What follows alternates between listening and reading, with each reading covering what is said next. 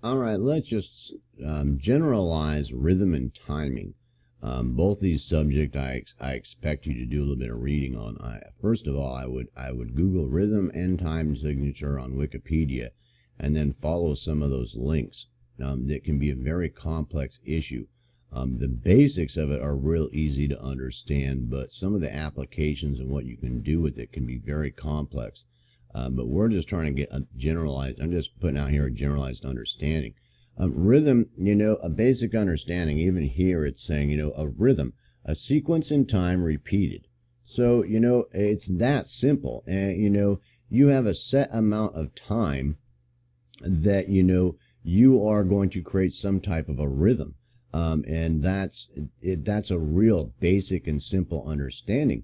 To where, you've got 4 beats, over a measure, and we'll get into the timing here in a minute, or, how that's going, how exactly you're going to put some type of a groove together or some type of a rhythm that's going to repeat, in a set amount of time. And, that time can be, most of the time that you're probably dealing with, it's going to be very short periods of time.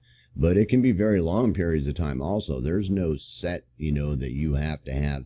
It has to be 1 or 2 measures long, this rhythm, and that you've set up for that period of time. It can be 8 measures long or 12 measures long or however long you want it to be. But it's basically going to get repeated, or it's, a set form. Sometimes it won't get repeated. Sometimes, you will have set up this rhythm that's very complex, beats, whether they're harder or softer, and, stuttered or whatever, type of articulations you might do in this rhythm or this groove that might last, 12 measures, and then it, completely changes. So there's really no rhythm, there's no repeatedness to it all.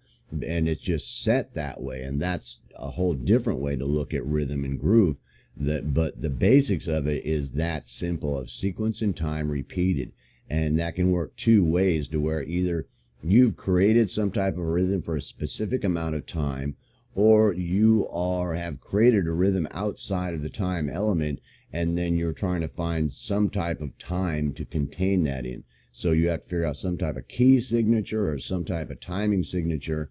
Now, some type of timing signature that you can contain what you've worked on, and you may have to change it in some way so that you can fit it in time in, notation, which can be very difficult. And sometimes there's been times where I've heard that where it just doesn't really fit in nowhere, but it sounds good, and you'd be like, well, that rhythm sounds really cool, but it don't fit in nothing, and it's like, I can't fit it into a time signature, and I've seen that happen, and that can be very real.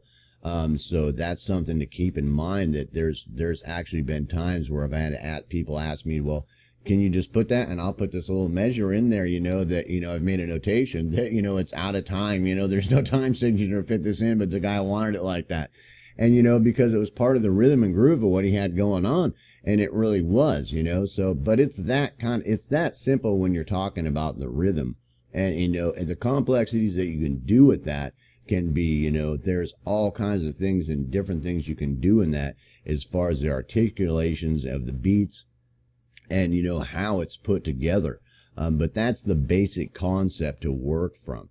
So try to keep it that simple in your head, but I suggest you do a little bit of reading on it so that you can understand some of the complexities that can be involved.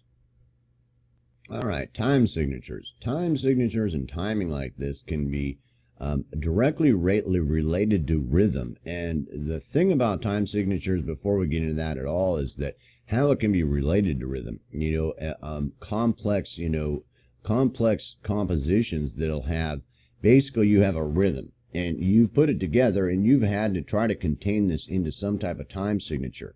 And you had this other rhythm that, has this, basically, they both of them, they sounded cool together, but they're not even in the same time signature. So you're having to actually change time signature as you move through time to, to contain those 2 different rhythms that you've put together for some cool piece of work that you've done. And that's one of the applications. The simple applications of time signature is real simple, but that can be one of the complexities. is that you've got this rhythm that you've worked out that's really cool, and it's over, 2 measures. And you've figured out that, it's 9/8 time, 9/8 time signature. And then you've got this other groove that you put together that comes after, and it's like, what? Not working for none of that. So, but it sounds good in your composition. So, but you have to change time signature. And it might be real simple to a 3/4 time signature or something else. But, that if you keep it that simple in your mind, that those, separate sections and those separate rhythms or those separate grooves can actually be different time signatures, so that when you're seeing a piece of music that it changed time signature, because more than likely the groove and the rhythm changed, so that you're having to make some type of complex structure that's different, multiple time signatures to contain these rhythms and grooves that you put together. And that subject can get very complex also, but that's a real simple way to look at it, so that you can keep that in your mind very simple. All right, and time signatures. The basics of time signatures is very simple. You've got a basic example here is you've got 3/4 time signature. So that's 3 beats per measure. That means from the beginning to the end of the measure before it goes to another measure. And the bottom note is going to denote a quarter note, or it's going to denote an eighth note, or it's going to denote something like that, or it could denote a half note with a 2 underneath it. And it's that simple. Don't let it get any more complicated in your mind than that. And the complexities normally aren't just the time signatures, no matter how complex or compound or what they are.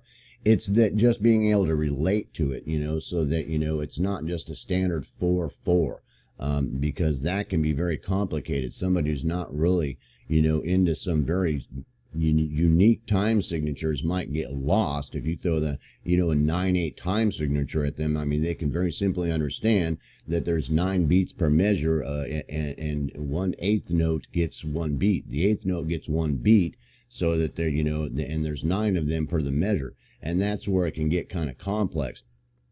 And when you start doing what we had talked about before, is about mixing different time signatures, because of things that might be happening in the composition. But the basic concept is that simple. I do suggest, just like with the rhythm, that you Google this on Wikipedia and follow some of these links, so you can have a basic understanding. I don't expect that you get in there, and make it a research that lasts you a year or two, but you might. But just a basic understanding of what's happening there.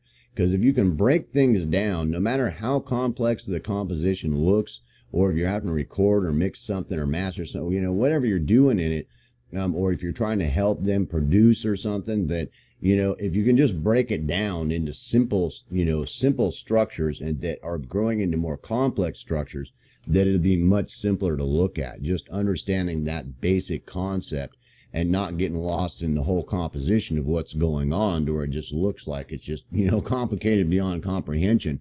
That just break it down into smaller and smaller pieces until you get it down to a smaller enough piece to where you can comprehend what's going on with the rhythm and the time signature, and then start piecing together how it's going into the rest of it, into a much more complex composition. And if you keep it that simple in your mind, you shouldn't have too many problems with that. But I do suggest you look at both of those and peruse through those just to get a little bit better understanding. But that's basically the basics of it. And when you get in there, be real careful that there's a whole lot of things in rhythm and timing that you can get lost in. I mean, you could very literally spend years, studying that, and if you're really into it, that's cool. But you might not be, I mean, if you're focused on reggae, you might not want to spend the next 4 years studying rhythm and timing. It might not be that important to you. You might want to study some rhythm and timing as far as in time signatures, as far as reggae is concerned, if you're into that, or genres and structures, forms and structures that you're working in. But it's not a bad idea just to have a general understanding of it, and that's a basic understanding of it. So I hope that was very clear and basic. All right, the other thing we wanted to talk about is notes and their relation to time. And one of the things why I laid it out here on the piano, because if you get out your piano and you open up your studio and get on a spectroscope, that you can really get an understanding of, what the relationship is. You've got middle C there, and as far as ranges and where the notes are in the spectrum. That way that with just a real basic understanding of this and messing around with it for a while, that you may not I mean, you're more than likely going to get to a point where you understand where the frequency ranges are pretty well. But this is where you start. Get on the piano and get out your spectroscope and just start at middle C and look at where you're at, and look at octaves. You've got C to C. That's an octave. And look at the range, in the lower spectrum and in the upper spectrum. And, and if you've got, and go as high as it'll go and as low as it'll go. And if it's going out of range, get out your tone generator and, and try to see that, what those spectrums are, because you put the spectrum on there or the tone generator and you find C way up in the higher registers, it should show you on the spectroscope about what note you're at. And, and see how far the octaves are and, the relations, of what it looks like through your spectroscope. So you have a pretty good understanding, when, what ranges in octaves that you're looking at whenever you've got an instrument. Because a real prime example of that is that, you've got, ranges of different instruments, and this is a real basic one, but, I mean, the understanding of it, to understand, kind of get an idea of what the ranges are on your instruments. And you see the piano here and you can see the range on it. And I definitely suggest you find some things like this and download them, keep them in your studio, for really being able to look at things. So when you're mixing and recording, and you might have suggestions, or you might add some things to it to help the composition, so that you're filling out the spectrum or you're condensing this, however that it's going together. So you got an understanding of what frequency ranges are really functional for what instruments, and to understand the actual frequency ranges. And the piano is a good one to look at it from, because you can get a pretty high range there. And any of the things that aren't covered in the range on your spectroscope that might be real low, real high, you can get out a tone generator and just kind of look around in there and see what notes it's hitting and how far separated the octaves are and stuff like that. So when you're EQing and doing, work on things and mixing things, you've got an understanding of, where those frequencies are, what the octave range is, and, how to address them better, so that, you might, down in the lower end, you've got a really wide band on your EQ, but up on the higher end, you might really notch that EQ to a really sharp Q when you're trying to notch something or boost something, because of the, how compact the frequency range is between one octave and another. And that's just a simple example.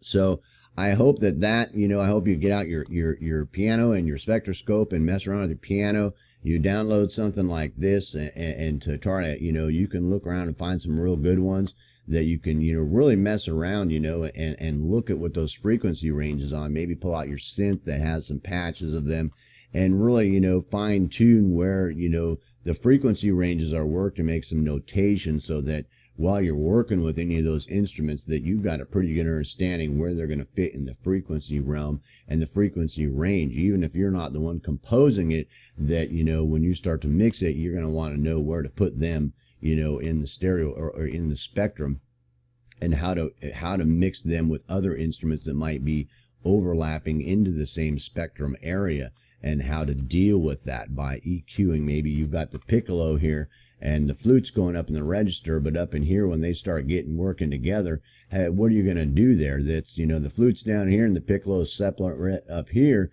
and so you don't have to worry about it too much. But when they start coming together, you might have to do some EQ work, and understand where they're overlapping and when they're not, because you might have to automate, your EQ and things like that, and that can have a big impact on how you're panning it and setting up your stereo field and things like that, having a better understanding of where they sit in the spectrum. So I hope you download that, and I hope you mess around with that a little bit and get some little bit better understanding of that. And, and keep some notes of that, of where they're at in the frequency range and the octaves that you're dealing with. And I hope I made that real simple and real basic, and I hope that should be fairly easy for you to do and experiment around with. And just playing around and experiment will definitely open up some doors and make some notes about what you're doing and what you're seeing.